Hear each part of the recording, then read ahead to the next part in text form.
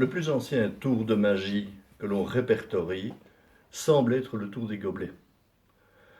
On trouve des descriptions de joueurs d'acétibula et de culculi dans les lettres d'Alciphron, les lettres d'un voyageur romain dans l'Empire aux alentours du second siècle. Le tour des gobelets est un classique que l'on retrouve dans le monde entier. Il se joue traditionnellement avec des pierres, des balles, des boules en bois et des gobelets qui peuvent être, comme dans ce cas-ci, en argent, mais qui peuvent être en cuivre, en laiton, en bois, en matériaux précieux ou complètement ordinaires. Et il se joue surtout de deux façons différentes, la façon du battleur et la façon du bunter. Le bunter est un arnaqueur. Le bunter, c'est le gars, tu te promènes dans les rues de Florence, en Italie, pendant les vacances, et tu vas voir des petits attroupements. Et de manière régulière, il y a un gros type qui suit avec un panama et une liasse de billets de banque, et un petit malin qui fait ceci. Un petit jeu de bonne loi. Sous quel gobelet se trouve le poids d'un billet de 1000, faites-en donc 3, mesdames, messieurs, attrapez-moi. Le gros type met son billet, arrache le gobelet et se rend compte qu'il se trompe. À ce moment-là, le petit sourit et lui dit « Mais je suis désolé, vous vous trompez ». Il prend son billet. Et toi, tu dis « Mais ce mec, il est fou. Moi, j'ai bien vu que cette balle était là, je ne peux pas me tromper. Comment ce type peut louper ça ?» Il joue 2 fois, il joue 3 fois, il perd des fortunes. Et tu dis « Mais merde, si j'avais mis moi 50 € là-dessus, je serais reparti avec 150 €. » Et au moment où le gros type s'en va en insultant tout le monde, tu sors l'argent de ta poche, tu vois le petit malin qui prend sa balle, qui la met dans le gobelet, tu mets tout ton pognon dessus et tu perds. Parce que c'est une arnaque. Le petit malin et le gros malin sont complices et les gobelets sont truqués. Semble-t-il. Si tu coinces les gobelets, automatiquement la balle peut passer à travers les trous invisibles des gobelets. Les trous sont tellement grands que si tu fais ceci, un gobelet passe à travers l'autre. Ça, c'est si tu es à Florence. Mais le jour où tu seras en Égypte, sur les bateaux, tu verras arriver quelque chose ou quelqu'un qui est entre le joueur de gobelets et l'arnaqueur. Lui, il va te mettre les gobelets de manière verticale et il va te dire, mesdames, messieurs, regardez bien. Où se trouve la balle? Elle peut descendre, elle peut monter à ma volonté. Et s'il fait ça, la balle peut même passer, si tu veux, à travers tous les gobelets d'un coup. Alors là, tu vas être suspicieuse. Tu vas te méfier. Parce que si le petit malin fait ça, ceci et ça, comme le gali-gali, tu vas te dire la balle n'est pas sous le gobelet, elle est ailleurs, ce qui est vrai.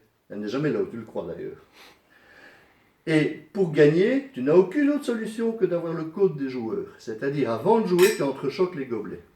Et là, quelle que soit ta mise par la suite, tu ne pourras jamais perdre. Alors, le battleur est un peu différent par rapport au bunter. Le battleur, lui, il n'essaye pas de t'arnaquer pour avoir, il essaye de t'étonner, de t'émerveiller.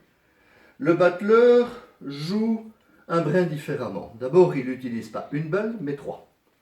Et dans ce cas-ci, avec des couleurs différentes, ça permet de mieux suivre le tour. Le battleur est un jongleur, il est beaucoup plus élégant, fin et gracieux comme moi. Il n'a pas l'air de peser trop.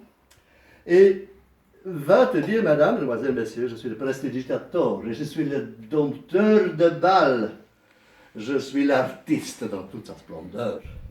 Le battleur, lui, va avec des mouvements extrêmement délicats glisser les balles sous les gobelets. Et quand tu crois qu'elles auront été disparues, il fera ceci, ça, et instantanément, crois-le ou non, les balles vont se rejoindre à travers les terres sous le gobelet central. Ça, c'est la première différence. Là, tu serais étonné, tu vas dire, il essaie de m'avoir, mais cette fois-ci, ça pourrait être bien lui qui va être attrapé. Tu te dis, si je suis les 3 balles, ça va être difficile. Donc, essayons d'en suivre qu'une seule. Alors, tu peux choisir de suivre la verte, tu peux choisir de suivre la jaune, tu peux choisir de suivre la blanche. Et là, il va te distraire avec son bâton magique. Il va dire, mademoiselle, ce bâton magique, ce bâton runique m'était offert par mon arrière-arrière-arrière-grand-père, un sorcier célèbre qui l'a chargé du pouvoir des mains des runes ou des filets de terre. Il dirige ma pensée, il t'hypnotise. Choisissez un gobelet. Je dis au milieu. Celui-là, très bien, cher monsieur. Et vous choisissez un gobelet, n'importe lequel. Celui-ci. Celui. Halakazam. Croyez-le-vous non, la balle fait un bond de cet endroit à cet endroit-ci. Vous auriez pu choisir de le faire voyager de l'autre côté. Aucun problème, la balle aurait voyagé de l'autre côté. Vous auriez pu choisir de faire voyager la balle verte. Et là, croyez-le ou non, la balle verte aurait rejoint ses copines sous le gobelet. À ce moment-là, on se dit, peut-être que ce n'est pas un magicien, mais un sorcier. Vous avez remarqué qu'à certains moments donnés, la balle semble s'élever et disparaître. À d'autres moments, ce sont des forces infernales qui la prennent dans le sol. Ou enfin, il y a une tache dessus. Ou enfin, le magicien semble la projeter autour du monde et elle refuse. Bon, il faut la rattraper. Un jour, je suis tombé sur un gars, j'ai vu un gars qui supportait plus d'être attrapé par le magicien. Et il m'a dit, mais il a pris la balle du magicien, il l'a mise en poche, et il a dit, mais non, vous essayez, mais non, vous allez. Ok, il m'a dit, aucun problème. Je dis, je peux faire apparaître la balle jaune où je veux, je peux faire apparaître celle-là où je veux.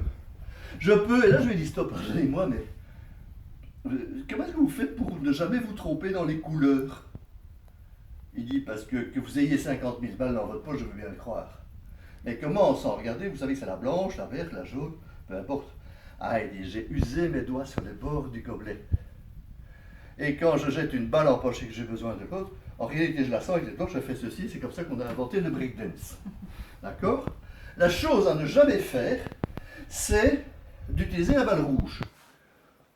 Parce que si je prends la balle rouge et que je la mets en poche, dans le fond de ma poche, je risque de la confondre avec un fruit différent, qui parfois peut être de cette couleur-ci, de cette couleur-ci, ou finalement, pourquoi pas, pour un daltonien, complètement verte.